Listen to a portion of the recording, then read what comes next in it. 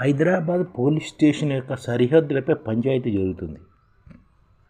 Hyderabad police స్టేషన్లో ఇట్లా పంచాయతీ జరుగుతుంది. బౌండరీస్ ఏంటండి, సరిహద్దులు ఏంటండి.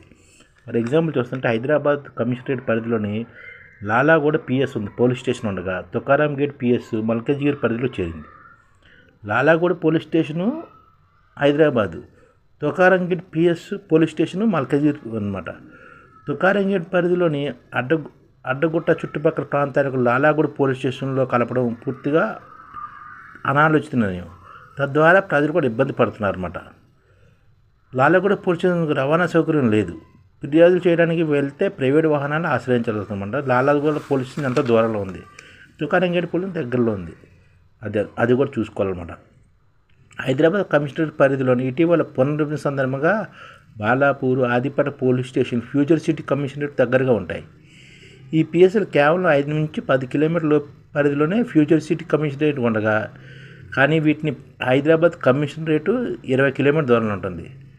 అంటే ఈ బాలాపూర్, ఆదిపట్ల పోలీస్ స్టేషన్లు ఫ్యూచర్ సిటీ కమిషనరేట్ దగ్గరగా ఉంటాయి, కానీ హైదరాబాద్ కమిషనరేట్ 20 కిలోమీటర్ దూరంలో ఉంటుంది. అంతేకాకుండా ఈ ప్రాంత ప్రజలు కమిషనరేట్ వెళ్ళాలంటే ట్రాఫిక్ సమస్య కూడా ఎక్కువగా ఉంటుంది. తమకు దగ్గరగా ఉన్న కమిషనరేట్ వదిలేసి దూరంగా ఎక్కడో ఉన్న హైదరాబాద్లోని కమిషనరేట్లో చేర్చడం ఏంటని పార్టీ నేతలు, ఈ ప్రాంతవాసులు అంటున్నారు అన్నమాట. అందుకని వీళ్ళు ఏం చేస్తున్నారంటే హైదరాబాద్ పోలీస్ కమిషనరేట్లో కాకుండా బాలాపూర్, ఆదిపట్ట పోలీస్ స్టేషన్ని ఫ్యూచర్ సిటీ కమిషనరేట్ కలపాలని ఇక్కడ వాళ్ళు కోరుతున్నారు అనమాట. ఇలాగ ఉన్నాయన్నమాట. అలాగే బేగంపేట ఎయిర్పోర్టు గతంలో బేగంపేట పోలీస్ స్టేషన్ పరిధిలో ఉండేది. తాజా పునరుద్ధరణ ఇది ఎయిర్పోర్ట్ పరిధి మొత్తం పంజాగుట్ట పోలీస్ స్టేషన్లో చేరింది. మరోవైపు బేగంపేట పోలీస్ స్టేషన్ మల్కజ్గిరి కమిషనరేట్లో కలిపారు. బేగంపేట ఎయిర్పోర్ట్ పరిసర ప్రాంత ప్రజలు తమ దగ్గర నుంచి ఫిర్యాదు చేయాలంటే కేవలం 1-2 కిలోమీటర్ల దూరంలో ఉన్న బేగంపేట పోలీస్ స్టేషన్కి వెళ్ళేవారు గతంలో. ప్రభుత్వం తాజా నిర్ణయంతో వారు పంజాగుట్టగా రావాలంటే చాలా ఇబ్బంది పడుతున్నారు. దీనిపై కూడా పునరాలోచించాలని చెప్తున్నారు అన్నమాట. అంటే ఎయిర్పోర్టు ఇప్పుడు బేగంపేటనేమో పంజాగుట్ట పోలీస్ స్టేషన్ పరిధిలో చేర్చారన్నమాట. ఈ బేగంపేట పిఎస్ను మల్కజ్గిరిలో చేర్చారు. ఇలాగన్నమాట.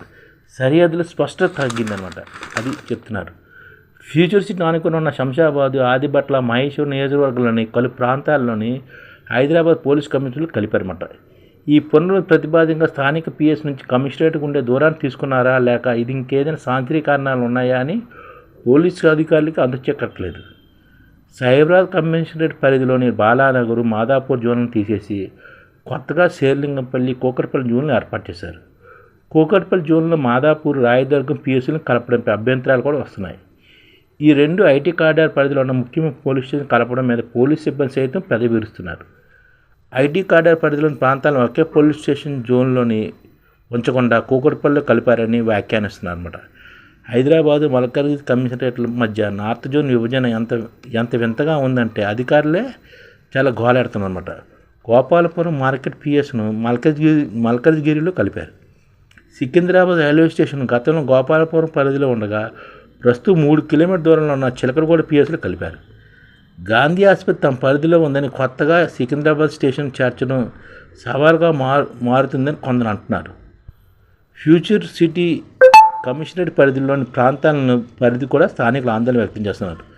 గతంలో రాచకొండ కమిషనరేట్ పరిధిలో మహేశ్వరం, సైబరాబాద్ కమిషనరేట్ పరిధిలోని శంషాబాదు, రాజేంద్రనగర్ జోన్లోని కొన్ని ప్రాంతాలను ఫ్యూచర్ సిటీ కమిషనరేట్ పరిధిలో తీసుకొచ్చారు. అబ్దుల్లాపూర్ మెట్టు పిఎస్ ప్రస్తుతం మల్కజ్గిరి కమిషనరేట్ పరిధిలో ఉండగా దాన్ని ఫ్యూచర్ సిటీగా ఇవ్వాలంటూ అధికారులు ప్రతిపాదించారు. ఇంకోవైపు యాదాద్రి జిల్లా అధికారులు కూడా పిఎస్ కావాలని అడుగుతున్నారు.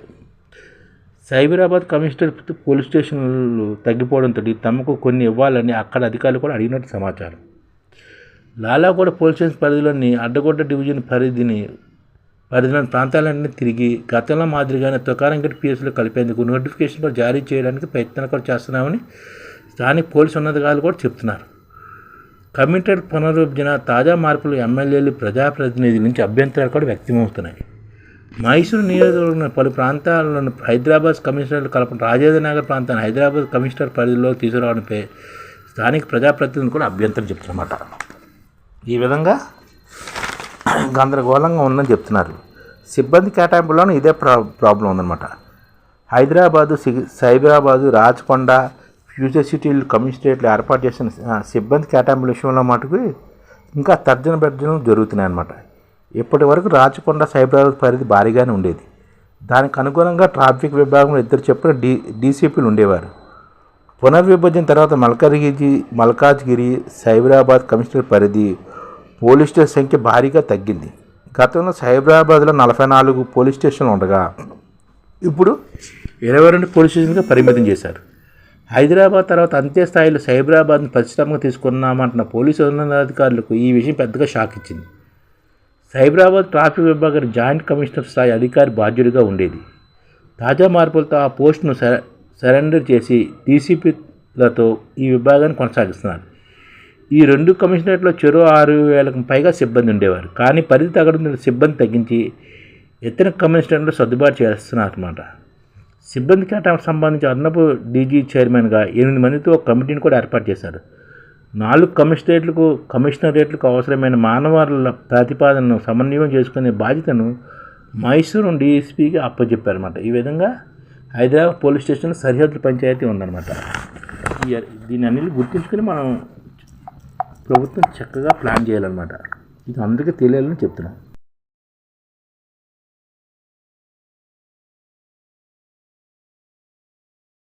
ఈ ఛానల్ ముఖ్య ఉద్దేశం ఏంటంటే మన తెలుగు రాష్ట్రాల్లో 1 కోటి మందికి సంఘటిత రంగాల్లో ఏ విధంగా ఉద్యోగాలు ఇవ్వవచ్చు, కనీస నెల జీతం 30,000 వరకు ఏ విధంగా ఇవ్వవచ్చు, ఏ విధంగా చేస్తే ఉద్యోగాలు సృష్టించబడతాయో వివరిస్తూ ఈ ఛానల్ వీడియోలు వస్తాయి.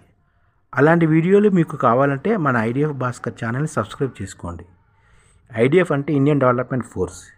ఈ వీడియోలు చూసిన తర్వాత మీకు నచ్చితే లైక్ చేయండి, మీ ఫ్యామిలీ మెంబర్స్కి షేర్ చేయండి, మరియు మీ ఫ్రెండ్స్కి షేర్ చేయండి. Thank you. నమస్కారం.